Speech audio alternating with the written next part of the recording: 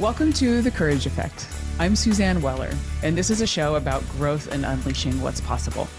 You will hear inspiring stories about what courage looks like, how we navigate what's getting in our way, and the opportunities that surface when we choose courage over comfort. Let's get started. Welcome, everybody. Thank you for being here. It's Suzanne, and I am thrilled to be in another conversation with you about courage. So today's guest is, she's a dear friend of mine, and she has been instrumental in me building my business, because when I took my business from a side hustle in 2020 and went to full-time, it was really important for Weller Collaboration to be successful and for me to be spending my time in the most effective way and paying attention to what I needed to be spending it on. And really, truly, I didn't know what I didn't know. So when you start a business, there's definitely quite a bit of lack of knowledge, and you have to be comfortable with that. And I decided that I needed to partner somebody that was really going to help me to spend my time the most wisely, really help me get my value proposition together, and help me to trust myself. That really was a big mantra for me, was trust myself. And that partner was Lenora Edwards. Lenora Edwards is a business development consultant for CEOs. Her clients hire her to help them design, develop, and build their businesses on their own terms. Her value add is acceleration of the revenue generating process. She's known for helping those of us with especially unique value propositions, and many regard her as their ad hoc business partner who never tries to take equity. Her expertise spans professional services, retail, and manufacturing in both domestic and international markets. And since launching her practice, her community of satisfied clients keeps growing, including me, nearly all by referral. It's her dream job, and it shows. Lenora, I'm so happy to have you here. Welcome to The Courage Effect. Thank you. I'm pleased to be here. Nice to see you. Oh, thank you for being here. So as I said in the intro, my mantra really was trust myself. And you were a big part of helping me do that. When we partnered, it really was in support of that. And that does take a lot of courage. And I know that's one of the things that we've talked about a lot over the past few years is courage in trust. And I'd love for us to kick off with that as a topic. So as I say that, courage and trust, what surfaces for you? Well, it's the idea of honoring what's already there, what's valuable, and what you know to be true and what you feel to be true. And it's really hard to do in a society that we're in, which is all about, looking around and comparing and not necessarily and saying, oh, is that a best practice? Is that a better way to do it? Or being competitive rather than going inside and saying, I feel this and sense that, therefore the action I take will look like this, which will serve me and who I'm serving very well. And that was something I really admired about you from the get-go. You had a formidable corporate background. So you had a lot of business experience. So you came to the table just with lots of insights and skills and habits that lent themselves to being an entrepreneur and owning your own business and growing it. Thank you for that. It's so interesting though. I mean, and you know this as well, when you shift from, relying on that paycheck, even though you're hustling for it, when you're hustling for yourself, it is definitely it's a different set of rules. And I mean, I remember you saying to me, let's figure this out together. And that was music to my ears. And I knew I was like, okay, this is the right person. Yeah. Well, and let's figure it out together includes you and relying on your experience and your intuition and what you're sensing, because, I've had plenty of times where clients have said, I just love what you came up with, as we roll out an initiative or come up with a hypothesis for marketing. And I go, I didn't come up with it. Actually, it was something you shared. And, it's now been merchandised into something that's appropriate for this time. And I could see the enthusiasm you had and the excitement and also the passion for it, which to me means there's a lot of belief and that courage to go forward. And let's face it, starting a business is a leap of faith. And we have to keep going back to, okay, if I'm going to do this, why is it going to work for me? I have no evidence that it's going to work for me because I have not yet gained that. So it's all about, you got to trust what's inside. You got to have a bit of faith. And you also, have the benefit like you did in general, people who have corporate experience, who have other experiences where they were successful, even if it's not corporate, it's just other experiences where they were successful, it's like we have to go, okay, why would I suddenly be a big old flop? Right. Yeah. So, but it does take courage to do it, because most people don't take that route. They will go to the self-doubt. Here's how someone else is doing it better. I don't have these things. It truly does take courage to trust yourself and to trust someone else to figure something out. Well, and I think that's one of the magic things that you bring to the table too, is that you don't make people feel bad for what they don't know. And I mean, as you sort of said, the idea of being comfortable with what you don't know, that's okay, because you can learn it, because you do have some of those background, those chops of what you've done in the past to really be able to build on. Yeah. And there are instincts, that you're in the habit of using and navigating your life with. I also like to build on strengths, what's there, and not worry about what's not there, because like you said, it can be learned, or you can hire someone to help you with that other part. Lots of ways to work around it and still have a great time with what you do know, rather than focusing on what you don't know. Yeah. And I'd love to hear a little bit about your instincts, when you started trusting them and you actually went out on your own. Oh my gosh. Yeah. I was in the corporate world for about 15 years, and I worked for all kinds of different people as I, climbed the corporate ladder and got different experiences. And I was really fortunate because I was appointed a few times to behave and do things in roles that had never been created before. And so after a while, I was like, that's what consultants do, like what, maybe this is what I should be doing. And what I noticed every time I stepped into one of those corporate roles where there was like a need, there was a dire need. There was a time when the department store retailer I was working for was moving from a union-based company-owned distribution facility to outsourcing to a non-union base. So the rules are totally different, how people are motivated to respond and get things done. And I had to go in there with a small team of 3 others and help get things on track quickly, because there was a learning curve for this new company. So again, I had to rely on what's worked in the past in other roles I had. And I also got to rely on this great team of people. I have to say there was a shortage of mentors in that role, because warehouse operations and merchandising people think very differently. So we put our heads together and did that. So there were times like that. But then, one of my most remarkable things that I lean on is a time when I made an error in buying. And I was I was working on some reorders, and I dictated the wrong columns of numbers to my factory representative. And therefore we ended up with like triple the amount of triple the amount of inventory that we should have had, that was coming on a boat from overseas. And I caught my error and let him know. He was like, I can't undo this. This is terrible. So sort of like how you and I began, it was like, well, let's figure this out together. So he and I talked through what the options were. And his main thing was, I can't lose face with this factory. And my main thing was, even though my company would allow me to cancel these orders, I would feel terrible about it. And it's not the kind of partner I've been with you. So let's do something in the spirit of partnership. So we figured out a way that he could warehouse. He happened to have a warehouse this product in the United States. And I would place weekly orders and bring in those reorders quickly and fill in. And, we ended up exponentially growing that category because I was filling in the merchandise faster and there were no holes in the customer experience. So didn't have any lost opportunity costs there anymore. So it worked out. We became really good partners working together. In fact, I eventually designed a job description for myself and invited myself to go work for him. And I was his first director of marketing in his importing firm. So that was a real boost to take this really scary and very embarrassing mistake and doing that and like coming up with a solution collaboratively and it being a success story for both of us. And then it was a great partnership, and we co-created a lot of growth, first for my company and then for his company when I joined.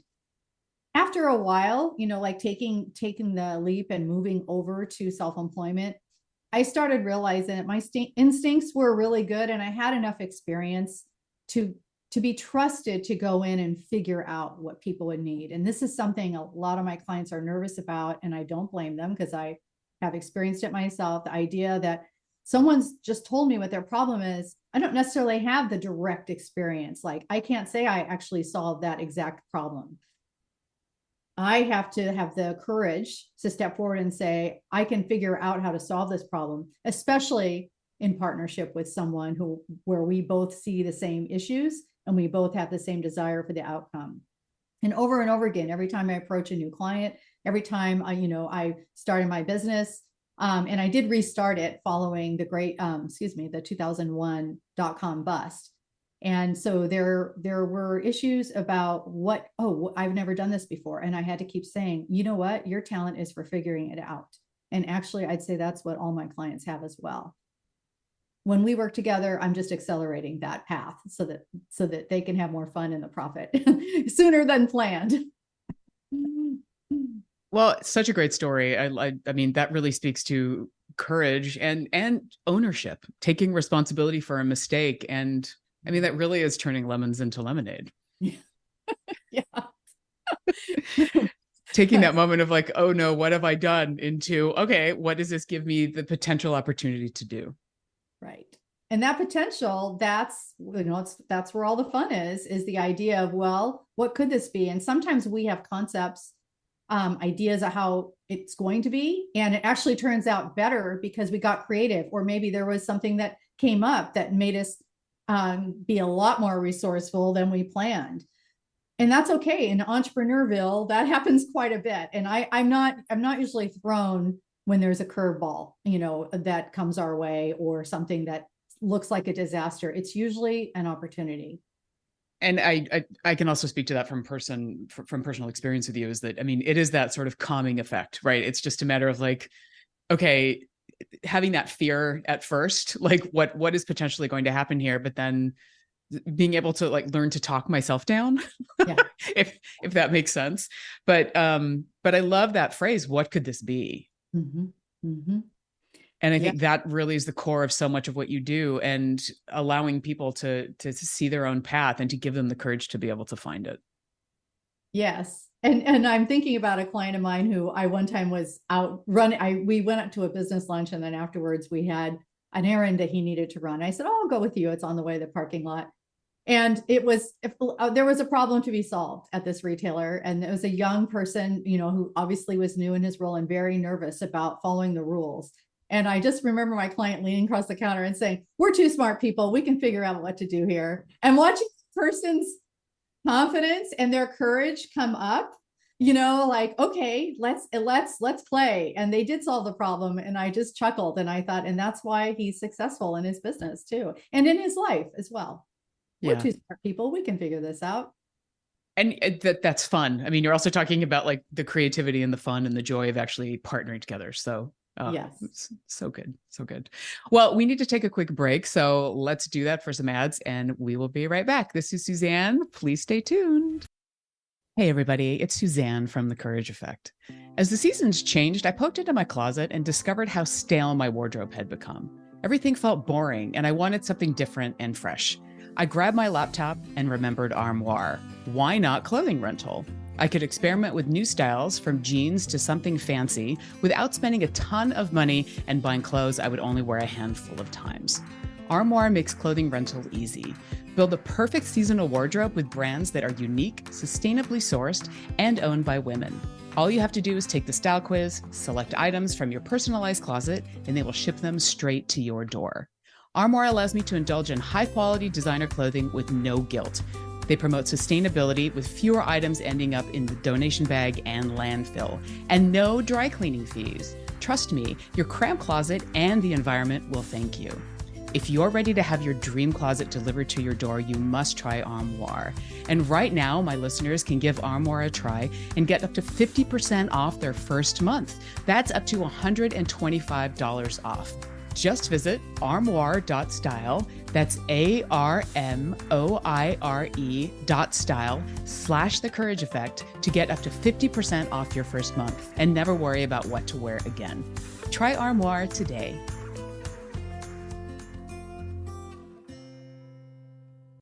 Alternative Talk 1150. Welcome back to The Courage Effect. This is Suzanne. I'm in conversation with Lenora Edwards. So, Lenora, in your business, because you really are partnering with entrepreneurs to prosper on their own terms, that takes, I mean, as we talked about before, courage, but it also, it puts you in the role of not just supporting people, but pushing people out of their comfort zone and into a space where, they'll start to really trust themselves. Talk a little bit about that, because I know that plays a pretty big role in what you do. Yeah, it really does. And, some people usually thank me later for pushing them so hard, but at the time it's difficult because they aren't feeling particularly confident in it. And sometimes what I am proposing may not be completely logical, right? I love this advertising saying that I remember from many years ago: without the logic, nobody will believe you. And without the magic, nobody will care. And sometimes my clients come to me with a value proposition that is not properly balanced between the magic and logic. And usually it's too heavy on the logic side. And I'm like, that's so logical. I'm not sure what would make somebody lean in and want to buy from you. It's like it has no feeling to it. And so let's look at the magic of how you deliver that and start talking about that. And there's a lot of hesitation in this area. People go, well, doesn't everybody do that? Isn't that what everyone does? No. And so that's why I insist on interviewing my clients' clients, so I can learn more about not just the impact of the work and the deliverables, but also how the client felt, what the user experience was like. It's just like, I'm like, you have got to learn to talk about that when you're marketing yourself, because you want clients who resonate with you. So, always later, I get really great support, when people come back and say, I see it now, but they usually need proof. So impressing someone, I've even had to do it in kind of a weird way. This is like the oddest example. The idea that there were two occasions in all these clients in 2 decades, there were 2 occasions where we created the business and it launched and it was cash flowing. And my clients, these 2, unrelated to one another, really hated it. They didn't like the business. They didn't like how they had to perform in the business. They weren't necessarily feeling aligned with their clients. And in those 2 cases, I said, well, we're just going to have to start over. And I'm not going to charge you again. We're not redoing a contract. You're supposed to have a business that you want to thrive in. And so we got the money part right, but we didn't get the alignment with how you want to prosper. Talking those 2 people into it was hard because they were super attached to their ideas. And I had to keep pointing to, but look at how you feel, and that's what, if you think of courage residing in some engine and of who we are, if it's getting crowded out with unpleasantness and, drained feelings, etc., it's really hard for courage to grow and become like the part of you that really makes a performance, a pleasing performance, possible. So I was successful in helping them say, I can't endorse this. I'm watching how you're coming to our meetings, how you speak about these businesses. It has to stop. We have to go back to like our initial conversations and what you said you wanted, and choose something else that still comes from your great experience where you can deliver value, but has you performing and creating and using your gifts and talents in a way that makes you feel good with people you want to help. Those were the hardest ones, so the first one I mentioned is like everyone goes through that makes sense, but those were like the show-stopping ones. And part of having courage is also the idea that you don't have to be right or be attached to old ideas. And that's hard for us because in the corporate world, it's all about track record. It's all about, you said in your performance, objectives, you were going to do something. Now you did it. Well, what if halfway through the year you learned that performance wasn't actually going to serve the company? Some of us, were burned at the stake for pointing that out and changing it, and also rewarded later. But it was just, it's very hard in that more rigid structured world to color outside the lines, to say, I think I see another path here. And that's what I really love watching my clients adopt, is that idea that you don't have to be looking straight ahead. You can use your peripheral vision. You can look around. You can ask others. You can ask yourself. That's what I want clients to do most. Ask yourself. So when you ask yourself, what comes up here? Because you got a lot of good intel, and I want to hear that before anything else. So kudos to you for actually having the fortitude. I mean, that's courage, but also, I mean, there's also a lot of additional work that goes into that with you, right? I mean, you're investing even further with that. And it sounds like both of them were a little bit hesitant at first, but both of them came around to the recommendations of changing. And they still have those businesses. And That's I'd say great. it's 10 plus years for both of them. So, That's so great. it stuck. So, because that's the other thing is I said I wanted to stick, and, you can change things along the way, no worries. But fundamentally, this is the wrong business for you. And someone along the line told you that. And, now that I'm thinking about this happens in initial prospect meetings many times where someone's telling me what they're going to do. And I can tell they're well versed in it and they've been discussing it with others. And maybe they've looked at their resume and said, yes, I should be doing that. But at the very end of the meeting, in the last 5 minutes, they go, let me tell you something crazy. And I think, okay, this is it. This is the real part of the business, and it won't be so completely different, but it'll be a unique way they want to deliver on it, or a unique set of people or a channel they want to serve. And so when they say that, I go, yeah, that's what we're going to do. I want to help you with that, because now you're not a commodity. Now you've got a truly unique value proposition. And you don't need every client on the planet to come to you. You need your clients to come to you. So let's make sure we're really good about talking about that for your website and, of course, to your referral partners, and that you are going to get your dream. But it's really funny how people usually use the word crazy. And when I was working in an office, there was a whiteboard. I'd be like, oh, whoa, go grab a pen, start sketching it out. It was phenomenal. It was a fantastic experience. Now, how do you feel about that? Well, fired up. I'm like, okay, that's what we're going to do. And it's my job to make sure it makes money. I mean, that's definitely, my clients are the breadwinners, the rainmakers in their family, and it has to cash flow. So I'm not doing it just for fun. I'm doing it for their living, for how they're going to prosper. Yeah, it's so powerful. And I mean, so much of it reminds me of the work I do in coaching, right? The idea of like, what is the blue sky? What, like giving them that pen to be able to draw out, like, if you could just like incarnate something that is kind of harebrained or, really what you would dream of, there is something to be said about that. And I love the idea of, sort of then doing a work back of, okay, if that's what it is, how then do we make it profitable, that you're really harnessing that possibility with them? Well, and that you're touching on something that I'm really excited about. And that is not getting hung up about what is while you figure out the how. And many times that could be exactly what gets in the way, is figuring out how. It's like, let's figure out what, and especially make sure there's a good why behind it, because I think that's very motivating. And then the how, we're smart people. We can figure it out. We can do that. But I think that a lot of, I kind of wonder if it comes from traditional school learning, where it's a kind of a linear thing. And so the how leads up to the what. In math, show your work, how you got to this. Well, sometimes there are gaps. And then that's where you work with other people to figure out where the gaps are. But that's where the courage comes in, to say, okay, we're smart people. I'm a smart person. I've got a lot of experience. I'm so fixated on this what. I'm certain I can come up with the how. And for me, I sometimes can't help myself when I have to, course correct with a client a little bit. And I'll say, I'm so fixated on this vision that you created for me when we met, I can't let go of it. So the how, let's just continue to figure that out. There's going to be a breakthrough, by the way, usually preceded by a breakdown. So I'm excited to get those. Like, oh, good, that happened. Okay, we can now do the breakthrough and move forward. Yeah, and that can be part of the process, right? Because that's where you need to deconstruct what you've essentially constructed to this point. Right. And it is not easy to do because of attachment. I mean, I think that courage comes from lack of attachment.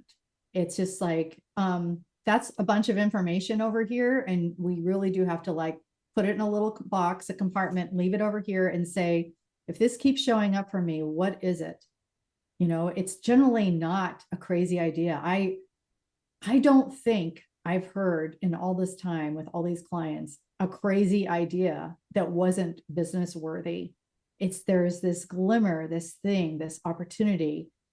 And it's like, okay, I can usually help them find the gold in it. And the other thing that happens, even with kind of concrete things like writing back and forth, like the messaging and how it evolves over time. And you and I did that. We riffed on some messaging in the very beginning. And so it's fun for me to say, well, these aren't the right words, but how about the feeling is da, da, da, da, da, and then I'll have some clumsy thing I share. And then my client comes back. It just came back to me this morning in an email from a client. We worked on a short script for a referral partner email. And she said, it's just missing a couple of things that indicate the personal connection and the fun. And so she changed 3 lines. And it became a magnificent email that truly represented her and the opportunity that she was presenting in this email. And I love that kind of words and music way that I get to work with my clients. Yeah, it's fun. And they get the results that they need because they have the ultimate say in what goes out. And they usually can. And that's another thing that fortifies the courage is the confidence that comes from, oh my gosh, I did ultimately come up with that. I just added what I saw so that they could look again and then come up with a different take. Yeah. And what I'm also hearing too is also having the courage to ask for feedback, right? I mean, like them basically putting it out there and being ready to have that, maybe picked apart a little bit and getting comfortable with not being attached to what they think it needs to look like right now. Yeah, on the picking apart, when someone shows me something they have been doing, I'm usually, I'll just say, you know what, there's the one thing that's holding you back here is the blah blah. I won't go through with a red pen. It's like it's the one thing. So how do we get that back in there? Usually they're taking the personality out of it. So that, like a little too dry, too much logic, not enough magic. Yeah. Yeah. Well, and I love the whole logic magic equation. And unfortunately, we need to wrap up. This is such a wonderful conversation. Thank you for being here. I want to give a couple of highlights of what I'm taking away. Courage comes from lack of attachment, which I think is so important for us to really have the opportunity to ask, what could this be? And trusting your intuition and really leveraging the power of partnership. So, Lenora, thank you for being my guest. Thank you for being a partner. We will make sure that all of your information is on the website. And I hope that all of you enjoyed this conversation today. Thank you. Stay courageous. We will talk to you soon.